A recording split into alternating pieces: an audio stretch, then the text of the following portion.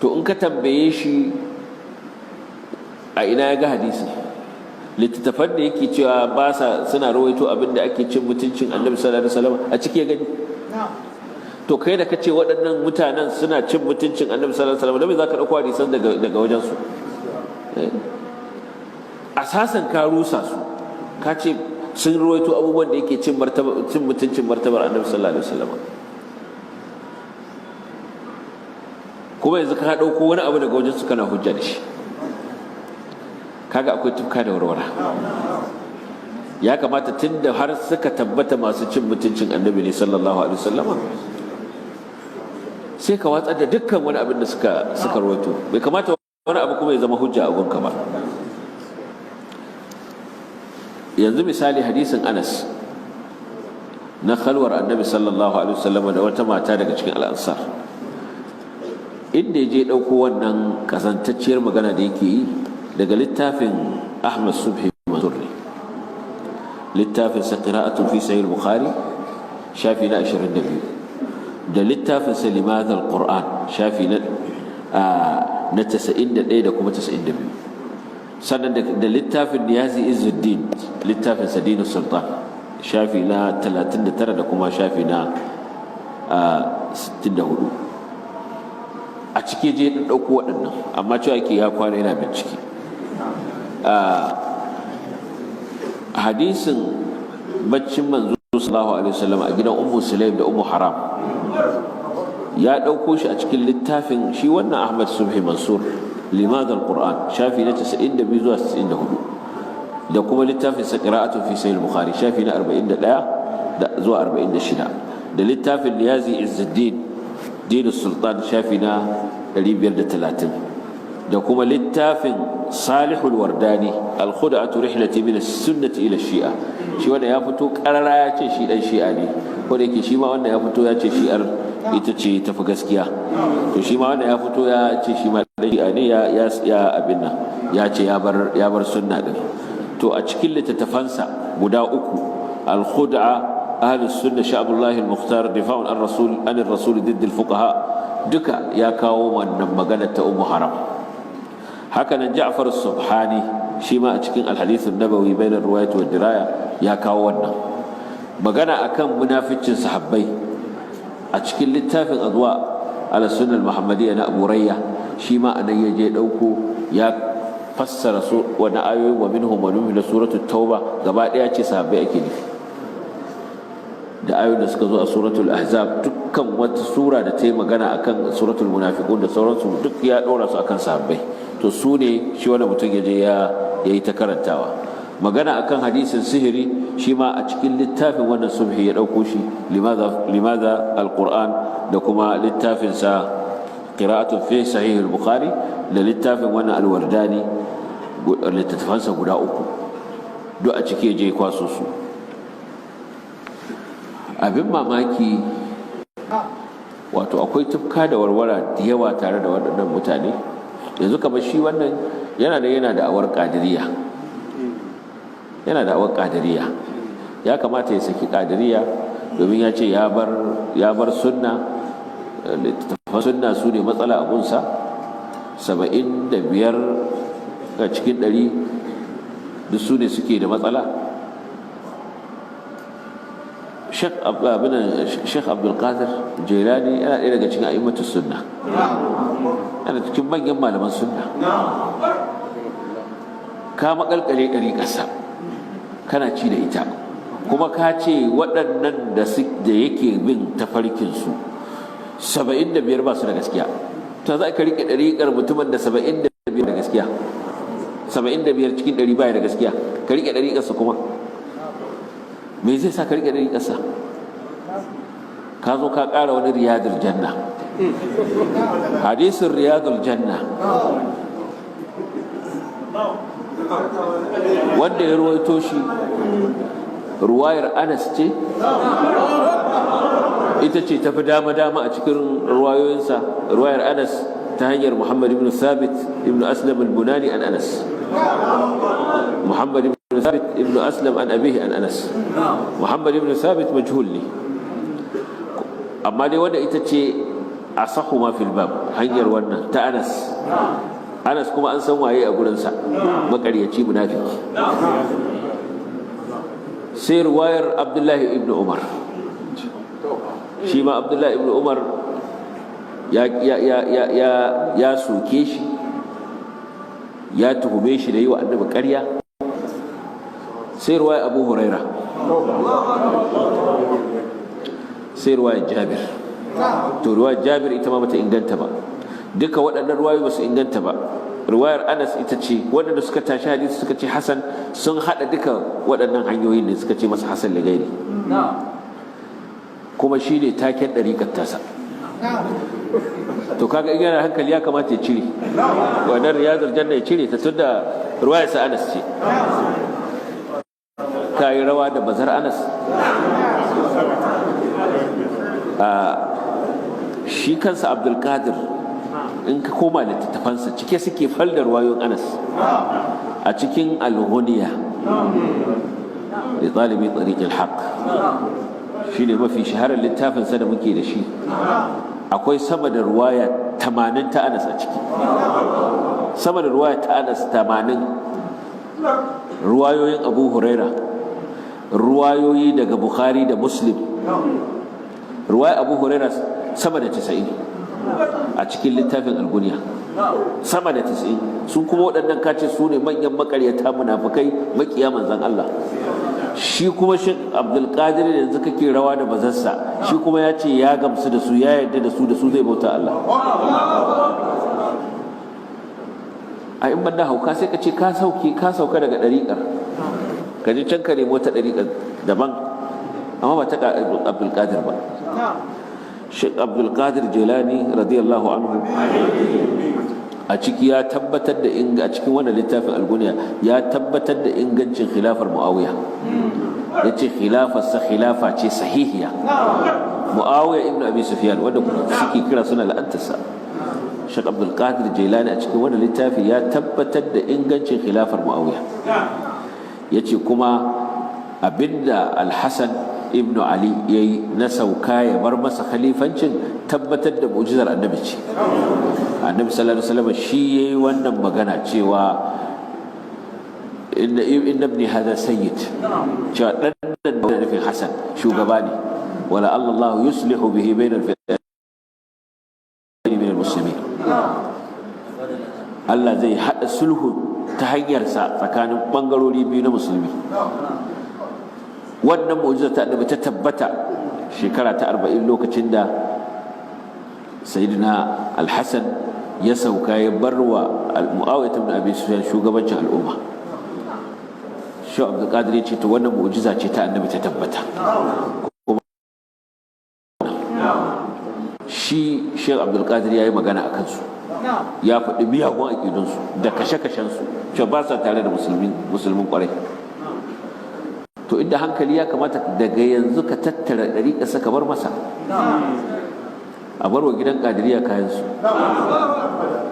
Kai kuma tun da ka ce shi'a su ne naka, sai ka je ka rungume su, a san cewa mai kake yi. Aƙida ba ce mai kyau. Sahabban annabi sallallahu alaihi wasallam wanda yake zagin su, yana cin mutuncin su, yana bata su, Anas, Abu Huraira da sauransu.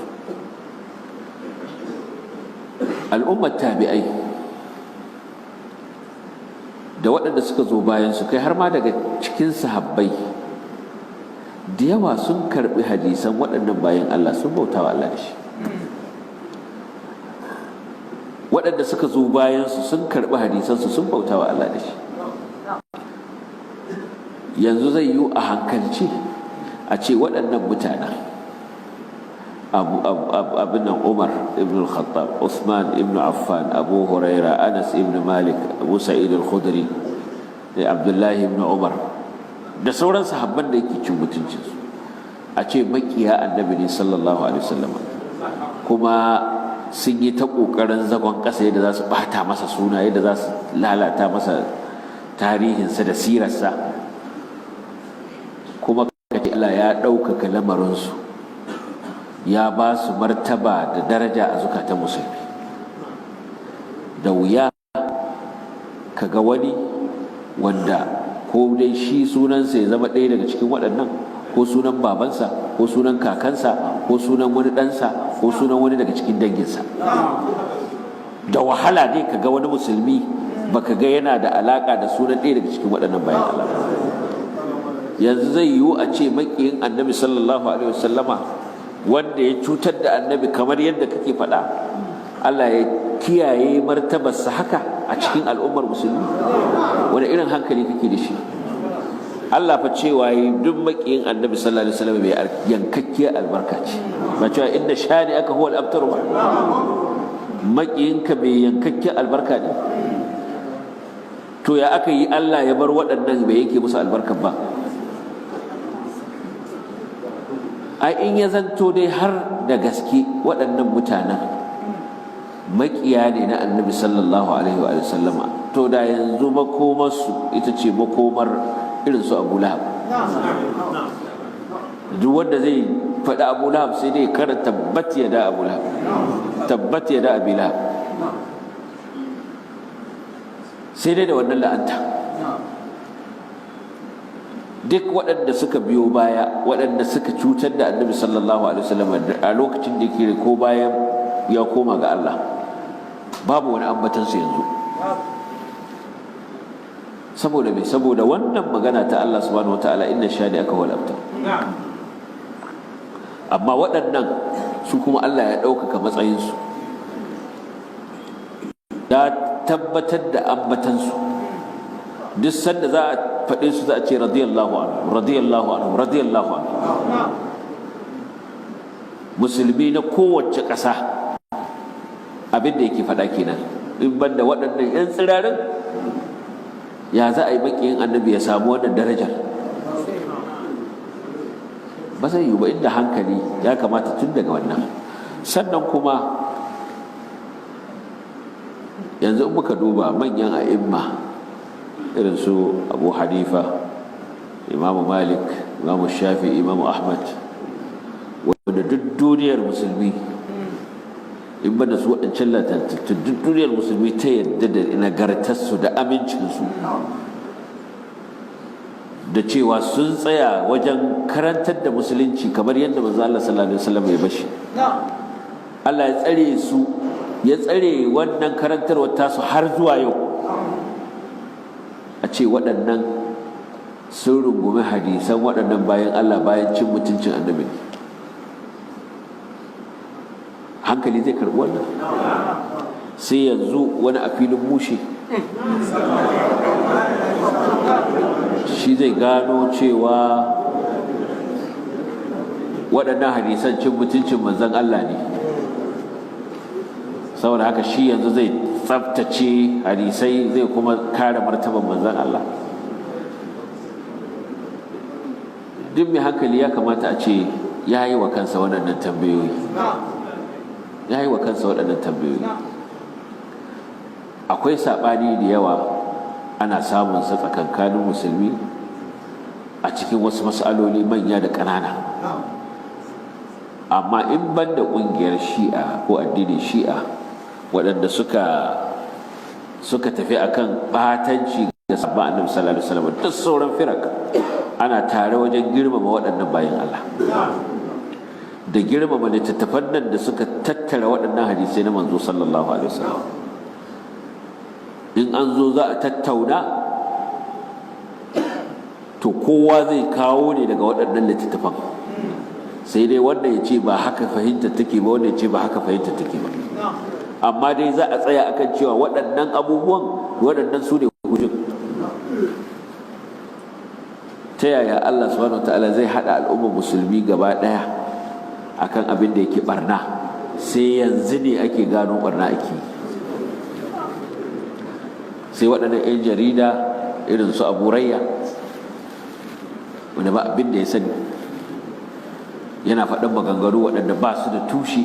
Sai ka karanta littafin Mu'allimi za ka ga yadda ya riƙa ƙoli-ƙoli da shi, ba abin da suka riƙe. Wannan abu da aka yi na wannan hukunci da ita gwamnati ta yi, malamai sun so a zauna da shi kafin ma a kai ga wannan hukuncin, a ce an zauna da shi. Duk da wasu suna ganin me za a zauna da shi, me kuma zai ce bayan ya sassulfa wa manzon Allah da shari'a da batanci da wasu, me zai ce? Amfaninsa shi ne waɗanda suke ganinsa akan gaskiya. Wasu suna ganin kamar an kasa zama da shi ne, duk da cewa duk wanda ya san yaya abin ya taho ya san ba wani magana an kasa zama da shi. Shekara nawa sai ya fito ya yi kuri da an ce to za a zauna sai ya noki, sai ya ƙi yadda. In ya zo gabansu ya ce a zo, in aka kira shi aka ba shi takarda sai ya noki. Mala Alƙasim Hotoro kowa ya ga sanar, har gida ya je, har labararinsa ga littafansa a kewaye da shi, yadda in ma bai haddace ba a ɗauko littafin a duba. Aka zo aka fara magana akan littafinsa da ya rubuta. Mu a ka'idar ilimi ko a jami'o'i, littafin da ka rubuta akwai abin da muke ce defense. Za a zo a sa ka gaba a ce guri kaza ka rubuta kaza, kai kuma ka kare kanka.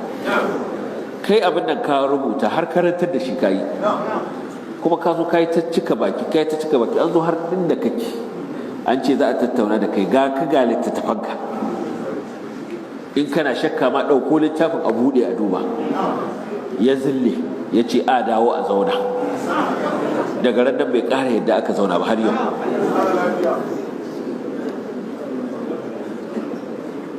Kowa ya ji wayar da suka yi tarabi, yayi amma ya loke, wai shi sai an bashi a gani kan me za a tambaye shi. Ka taɓa jin an yi haka? Dan me zan baka zan tambaye ka, amma na ce a cikin littafin ka zan tambaye ka. Malami da ɗalibansa ajiye ce gobe jan muku jarabawa, sai su ce malam me za ka tambaye mu? Ku je ko ku shirya tun da kun an ba ku abin nan. Ya ce shi ba zai yadda ba, ya zille, sai dai a gaya masa me za a tambaye shi. Kuma a kan littafinka, kuma ka ce ka yi bincike, kai ka gano, nan ma aibu ya ƙiwa. Ina tunawa an kai masa takarda, yan alhawariyun sun kai masa takarda abinan 2019.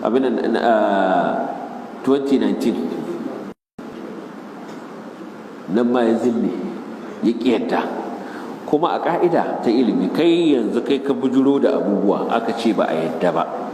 A cikin abin da ka bujuro da su akwai abin da babu ka ce akwai, abin da akwai ka ce babu, akwai abin da ka yi haɗe-haɗe ba haka suke ba, akwai abin da ka datse. Wani ya ce shi yana da su, sai ka ce zo ya nuna maka. Amma ka ce wannan ƙarami ne, kai kai ƙarami.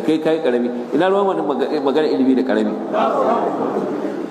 In kankanta ke sa a yi wannan girma ke sa a yi magana ilimi, akwai wanda suka girme ka sai ka sauka wani a kujerar kai ba. Ai ba magana girma ba ce. Shi wanda ya ce zai zo gunka ya isa, ka yi rubutu da larabci, shi ma ya yi nashi, ma ya fi naka larabcin, kuma ka ce ba zai iya da kai ba. Wanda ka yi rubutu ya ce na gano inda ka komo daidai ba, kuma ka ce bai isa ba. Wacce isa kake so to? In certificate da ake bayarwa nashi ya fi naka girma. A gaban malamai karatu suka ce ya iya, kafin ya yi rubutu, kafin su ce ya iya sai da ya rubutu da kansa, kuma ka ce bai isa ba. Kuma in har mutum ya isa, ai sai ka bari ya zo ka kwaɓe shi. In kana cewa kai in ka sai ka kwaɓe shi, ka ce a kawo wani ma, ka bige a kawo wani.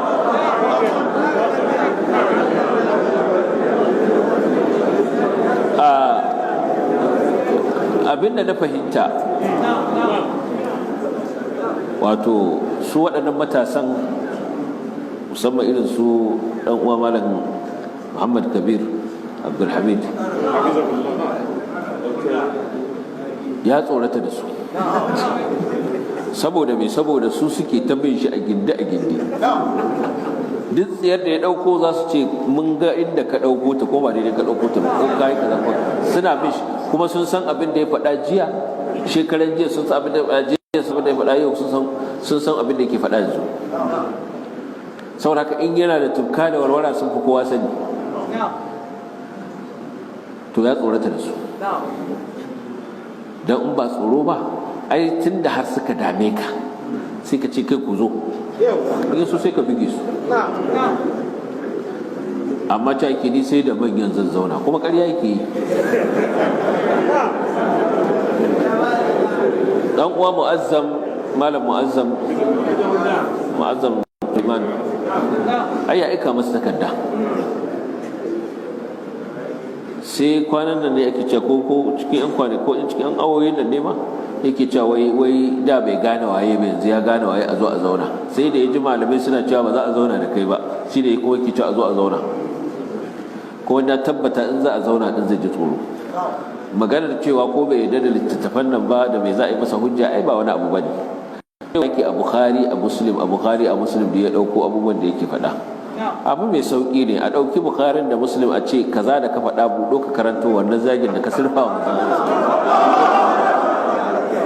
ai shine kawai. Ka ce wata mata ta je gaban annabi ta yi kwarkwasa, nuna mana inda aka rubuta kwarkwasa saboda Allah. Ina zai nuna inda aka rubuta?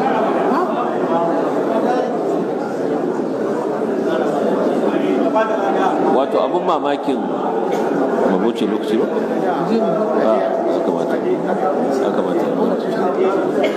Abin mamakin in lokaci ya yi ku gaya mu. Abin mamakin wato littattafan nan yanzu da yake cewa ya gano ba fa littattafai ba ne a ɓoye, ba littattafai ne da ba a karantar da su ba. Kutubu sitta ɗin nan gaba ɗaya a Kano an karantar da su a cikin dandazon musulmi kuma masu hankali, ko duk mawata ake karanta, duk masu hankali ake karantarwa. An karanta Sahih Bukhari, an karanta Muslim, an karanta Sunan Abi Dawud, an karanta Nasa'i, an karanta Tirmidhi, an karanta Ibn Majah. Kuma kowanne a jabaki a fassara, babu wani wanda aka tsallake. Amma duk musulmi ba su ji wannan zage-zagen ba, sai yanzu suke jin sa a filin bushe, kuma a cikin littafin ne. Kana nufin duk waɗanda suke gaban masu karatun nan duk ba su da hankalinka? A gidansu ma an karantar da littattafan. Mahaifinsa ya karantar da sayo Muslim, har ya gama ba ku ji sanda ake sulfa annabi zaki ba, ko kuma shi mahaifin naku hankalinsa bai yi bai da ya fahimta. Sai yanzu kai da ka karanto kazantar su Ahmad Subhi da su Abu Rayya su Ja'far Subhani, ka dauko kazantar su ita ce yanzu fahimtar. Rashin hankalin mutane masu bin sa daban mamaki. A baya can mun bashi matasa, tunda abubuwan da yake kawo dama abubuwa ne an riga an yi ta magana a kansu a baya, illa iyaka yanzu shi ya je kwaso ƙasar yake so ya fesa ta a cikin al'umma. Mun kuma yi imanin cewa waɗannan matasan da suke magana a kansa za su kai shi ƙasa. Shi yasa muka ga bai kamata mu ɓata lokacinmu ba, duk sanda ya zo ya kasa yi ƙazantarsa mu zo mu ta wankewa, mu ta wankin ƙazantarsa. Yaushe za mu bayar mutane ilimi? Ya zo ya yi awa 3 yana ta shirme, ni ma zo in yi awa 3 ina ta wanke shirmansa, gobe ya zo ya kuma kasa yi wa jibar. Amma tun da akwai matasa da suka ba da lokacinsu da za su bibiye shi duk inda ya je ya juya ƙazantarsa, su bi da ruwa su da sabulu su wanki, sai muka basu.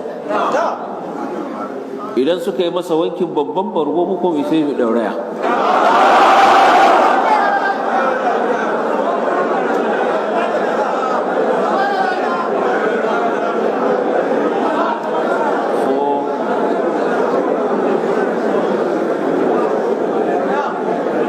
Ni na sha faɗa ga 'yan uwa da yake cewa shi bai yarda da wakilci ba, mu abinda muke cewa tunda wakilan nan mu muka turo su, mun yadda cikin wakilan nan ɗaya ko biyu ko kwaya ɗaya ma in ka ce biyu sun ma yawa, ko kwaya ɗaya mu ce maka ga uku ma ka zaɓa, irin san jaraba mai uku ta fi sauƙi, ga cikin uku kowa da zaɓi ɗaya, za mu baka tabbaci cewa in ka da shi mu ka da mu. Ni na tabbata yadda su Malam Muhammad Kabir suka fahimce shi, ni ban fahimce shi haka ba, don ba da lokacin bibiyarsa, amma su suna bibiyarsa. To ni na tabbata yadda za su naɗo shi su kudunduno shi, ni ba zan yi haka. Sauraka in har zai yadda shi ma in ya kawo wakilin, ni ba san waye zai wakilce shi ba, don duk waɗanda yake ji da su duk sun gudu. To in akwai wani ma wanda yake ɗan tasowa, shi ma ya ba da tabbacin cewa in an kai shi ƙasa, shi ma an kai shi ƙasa. Kuma kai ka kawo abin nan, mu nan yanzu aƙidar mu ce tuntuni, ba wata aƙida ba ce sabuwa muka zo da ita. Saboda haka kowa daga cikinmu yana jin aƙidar sace, babu buƙatar wani wakilci. Ba aƙida ta bace ni Muhammad Sani ni kaɗai, bare ka ce yanzu ni ake wakilta. Shi wanda zai zauna da kai aƙidar sace, ba wani wakilci yake aƙidar sa kace ba daidai bane, yace ba daidai ka faɗa ba, ƙarya ka faɗa, sai ka nuna masa gaskiyar. Kai ba za ka so shirya ba in har shirya kake kai, dan me za ka juya baya? To ƙarshe mu dai fatanmu, duk da wannan abu da aka yi masa ya fara da musulmi rai, to amma ni a nawa tunani an kashe miciji ne ba a sara kansa ba. Za su yi ta cewa an gaza, duk da cewa an kiransa ya ƙi zuwa, an yi ta kiransa ya ƙi zuwa. Tun da ya ɗan gwada ya ji ya kwaci kansa da kyar, bai ƙara yadda ba. Kuma ni ina cewa hatta shi kansa wannan abin da aka yi masa yanzu kwatarsa aka yi. Ni na tabbata da za a yi masa tayi a ce to da a hana ka wa'azin nan da ka zauna da matasan nan, wanne kake so? Ni na tabbata zai ce a hana shi, ba zai yadda ba, saboda ka kwatarsa aka yi. A fatan za a samu lokacin da za a fito da shi daga inda yake ɓoye, kawo shugaban kyamarori, a ɗauko littattafan da yake cewa a ciki ya ga zage-zagen da aka yi manzon Allah, ya buɗo ya karanta, kowa yana ji. In aka yi haka, to nan ne ƙaryarsa za ta fito fili, kowa ya ƙara ganewa. Muna ƙara jaddada godiya ga dukkan malamai da matasa, ɗaliban ilimi da suka ba da lokacinsu wajen ƙoƙarin bayyana wa al'umma ɓarnar da take cikin wannan maganganun wannan mutum. Allah subhanahu wa ta'ala ya sa musu a mizani. Kuma karatuttuka da muke yi galibi duk sanda gaba ta zo da ta shafi irin wannan muna yin bayani, duk da ba za mu zo mu ce dan wane muke yi ba, amma dai an san cewa abubuwan da yake kwatsawa ne muke warwarewa, ba tare da mun nuna cewa dan san cewa shi ma na wasu ne yake kofowa, kamar yadda na gaya muku ga littattafan da yake ɗaukowa. Da fatan Allah subhanahu wata'ala zai shiri duk wanda ya riga ya bi shi, Allah ya dada shi kan hanyar gaskiya. Allah subhanahu wata'ala ya ba mu gamdakatar. Wa sallallahu wa sallama ala nabiyyina Muhammadin wa alihi wa sahbihi.